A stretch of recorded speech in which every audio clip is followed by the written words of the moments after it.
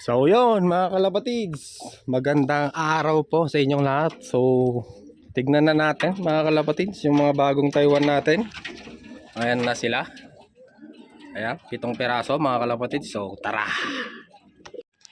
Hindi pa sana ako magbibideo guys kasi hinihintay ko si CJ.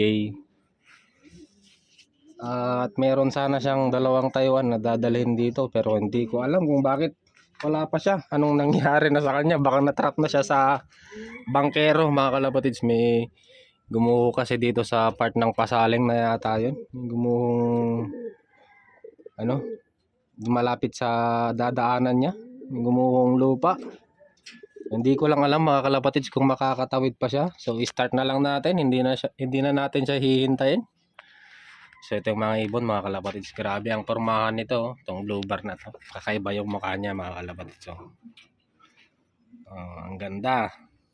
So tara mga kalapatids at tignan na natin. Yan sila. So hawakan na natin yung medyo matapang ang itsura. Ayan siya guys. Ito ang unang Taiwan natin mga kalapatids. Ito siya. Kak. Blue bar. Ayan, kita nyo ba? Kak siya mga kalapatids. Ayan. Ayan yung mata niya. Tapos ang wing stump.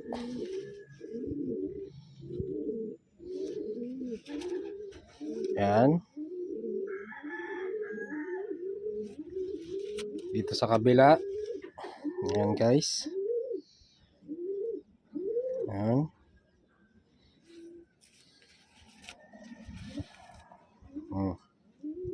Tapos ang singsing niya ay bensing mga kalapatids. Bensing bropol. Ayan siya guys. Bensing bropol. Ayan. So ito yung unang ibon natin, kak. Medyo payat pa mga kalapatids pero malakas kumain. Ayan. Ayan guys, malakas kumain. Ang katawan niya, ayan, mas gumanda na kaysa nung nakaraan. Ayan siya. Ang nakakatakot lang naman dito sa mga Taiwan mga kalapatids, kapag may mga padating ako sa base sa observation ko mga kalapatids, ang nakakatakot lang na Taiwan yung payat, tapos hindi siya kumakain, walang ganang kumain, tapos puro lang siya tubig. Delikado yon mga kalapatids, panigurado 95% mamamatay yon mga kalapatids based sa experience ko lang. Basta yung mga padating natin na Taiwan na payat tapos walang ganang kumain pa, tapos puro tubig lang, sureball yun mga kalapatids, madededok yun. So ito yung pangalawa natin. So dito sa pito na padating natin mga kalapatids, inobserbahan natin sila. So wala naman tayong nakitang ganun yung behavior. So goods pa rin yun mga kalapatids kahit payat tong mga ibon natin. So ito yung pangalawa, blue bar ulit. Ito siya. Ayan guys, yung mata niya. So ang wing stump, ayan siya. Ayan. Ito yung sinasabi ko mga kalapatids na may mga numbers. Ayan o, 9124. Tapos ayan o, may mga numbers siya. Ayan. Sa kabila, nakalimutan ko to kagabi mga kalapatids, hindi ko na ilawan. Awit na yan. So ang singsing niya, tingnan natin. CTRPA mga kalapatids yan, 2024. Yan, na may QR code. So balik na natin. So ang katawan niya mga kalapatids ay ayun, medyo payat pa. Hindi na medyo mga kalapatids, payat talaga. Ayan o. Pero nung nakaraang video ko, hindi ganito yung katawan niya. Mabilis siyang nag-recover mga kalapatids. within 4 to 5 days siguro mga kalapatids, maayos na yung katawan nito kasi maganang kumain, malakas kumain. Maganda din yun guys, oh, yung checkered na yun. Tignan natin. Yung mata niya ay gatuldok lang, yung itim niya. Tignan natin. Ito siya. Ayan, oh, ayan yung sinasabi ko. Gatuldok lang yung itim niya. Ang ganda. Ayan.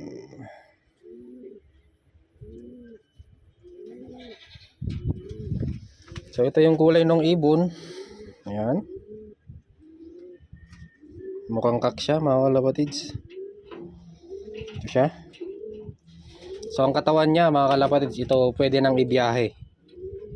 Ayan guys, oh. Ayan. Mga sabihin na lang natin 90 or 85. Ayan.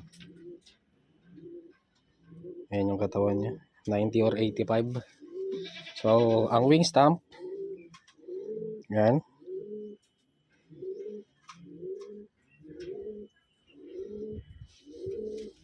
Sa kabila.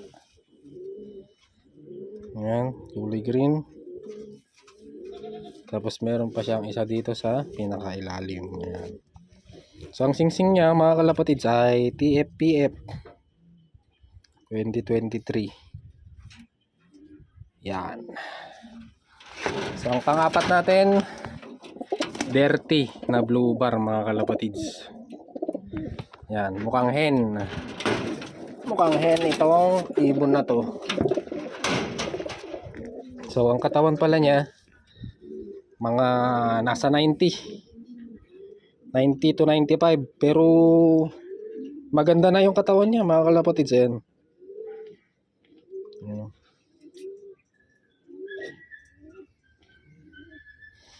Maaari din nating sabihin, sige 90 to 95 na lang. Ayan. Maganda na kasi yung katawan niya mga kalapatids. Ayan. So ang wing stamp ay yung mata muna. Ayan guys, oh. Ayan yung mata niya.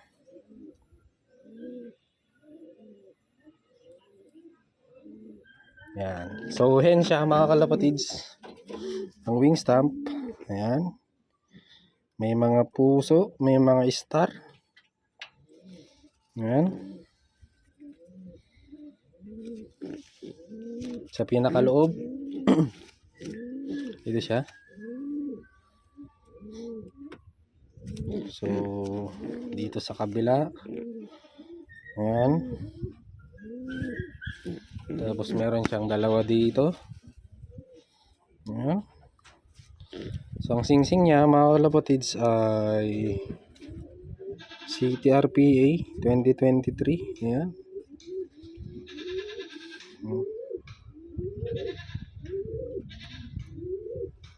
Yung TFPF kanina mga kalapatids naka-engrave. Ito ay nakadikit lang. Ayan, oh.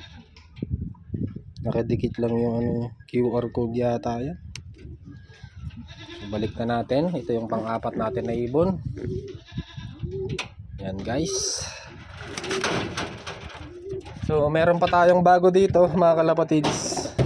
Ayan, oh. So ito ay lalatag na natin sa ending. Yan guys, ang ganda ng mata, oh. Isa siyang hen. So abangan nyo na lang mga kalapatids, maglalatag tayo mamaya ng ending bird. Yan. So ito yung panglima natin. Tingnan natin yung panglima. Ito mga kalapatids, medyo nagkasipon sila. So ginagamot ko muna tong mga to para hindi lumala. So ito yung panglima natin. Blue bar, nasa medium size. Ito yung mata niya. Yan. Nandun siya sa darker side mga kalapatids. Yan. Medyo pagold yung mata niya. Yan. Ito siya, blue bar.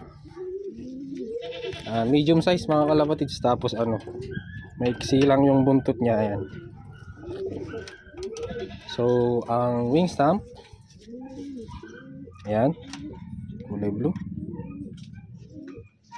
Sa kabila, ayan.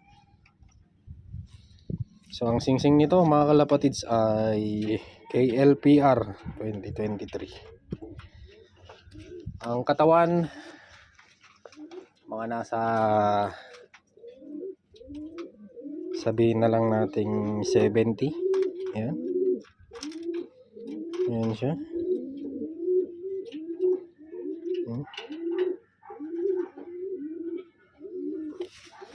Yan yung panglima natin mga kalapatids, hen.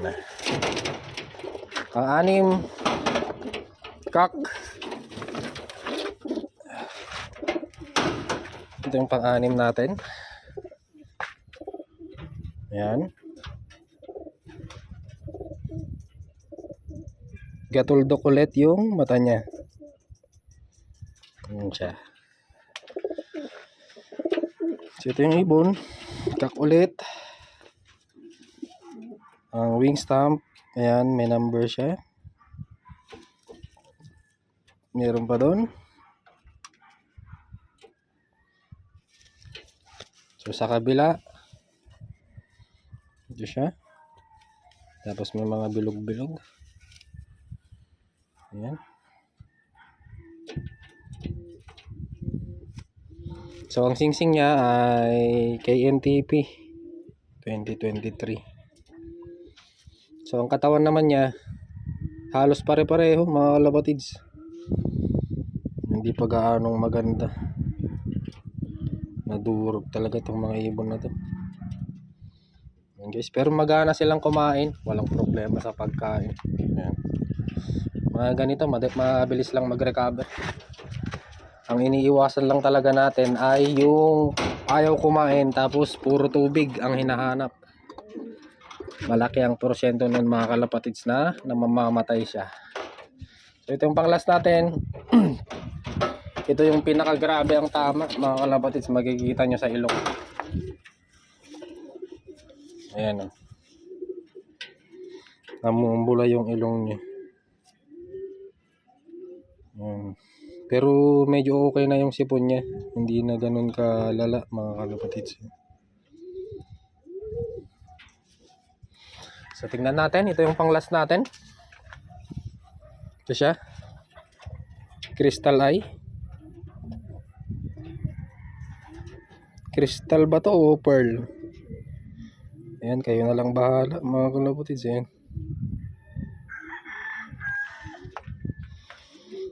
Ito siya. Mukhang pearl to mga kalapatids. Namumutay yung mata niya. Ayan.